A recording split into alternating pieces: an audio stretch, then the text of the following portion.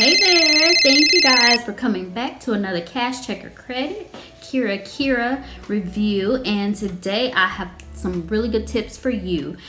You know, we're still in this COVID-19 crisis pandemic, and some of us still have doctor's appointments to attend, right?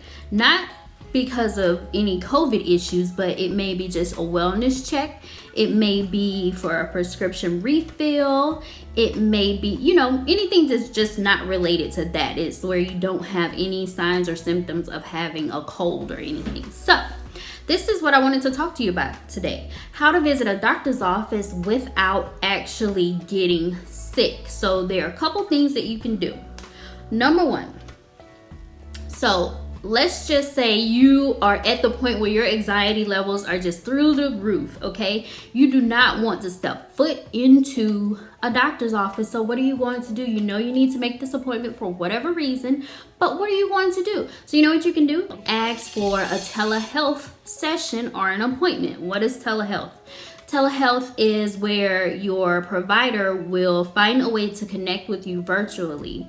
Usually they use some sort of program where there can be a face-to-face where they can still see you as well as hear you.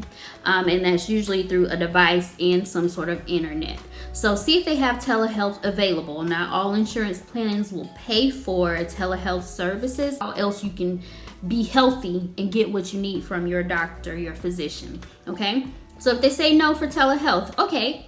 Then the next thing you do is ask if you can just have a phone conference with the doctor if it's not something that they physically need to put their hands on you, if they don't physically need to touch you for anything.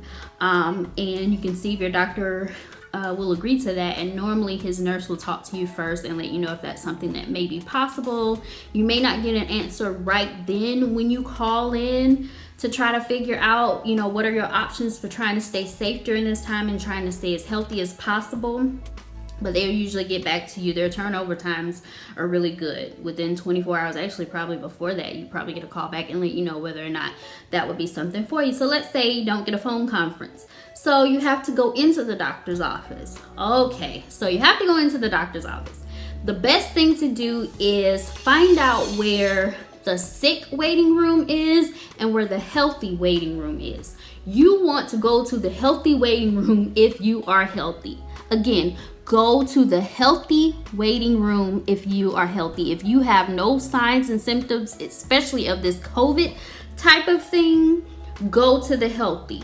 Go there. But if you are going because of COVID type things, or you're not quite sure if it's a COVID thing, then definitely go to the sick room. Go alone. Also, that's the next tip. Go alone. Go by yourself. Don't take anybody else with you if at all possible. Don't take your children. Don't take your spouse. Don't take your grandma. Don't take your mom. No one. Just you. And take as little things in with you as possible. And the best thing to do, honestly, if you're a lady, don't take your purse in. If you're a man, don't even take your wallet in. What you do, you're in a pinch. Find something that you can just put that is disposable, that you can put your identification cards in. Your driver's license, your medical card. That should be the only thing they pretty much ask you for at that particular point, unless you're a new patient. Then they're probably going to want proof of address or something like that, your social security card. So put those things inside of something that is disposable once you leave. So what I do is I usually put my cards in your debit card just in case you have to pay a copay.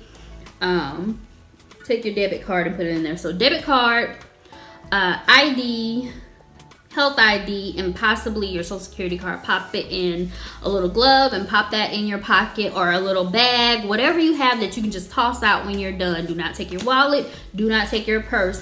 If at all possible, I would say don't even take your phone if you don't have to, because think about how many times you pick up your phone and you use it for something and then you go to something else and you may not be gloved. At this point, I drive my car with my gloves on when I have to leave, and I only leave when I have to leave. Don't be afraid to glove up and mask up as well. Other than placing your items in those gloves, you are going to want to be gloved up and masked up as much as you can. And I would say, like how I have long sleeves on right here, you wear long sleeves too. Dress, you know, head to toe, cover your body up, because you just want to be as safe as possible.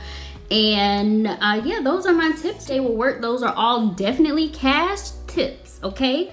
Cash tips for staying as safe as possible, but still being able to get your doctor's visit fulfilled, whether it be telehealth, whether it be phone conference, or last resort where you physically have to go in. I hope that this helped some of you that are on the fence about keeping those doctor's appointments, and you know, also not having to worry about paying these fees, because you know there are fees if you cancel within the last like 48 or 24 hours from the appointment. You know, you get charged or whatever. So some people are going just because they don't want to get charged, where there are options for you. And I wish doctors' offices would reach out and tell people what their options are for attending these upcoming appointments. I will have to say, doctors' offices are calling to see if you have any signs and symptoms that they should be aware of before they okay your visit. So yes, that's great.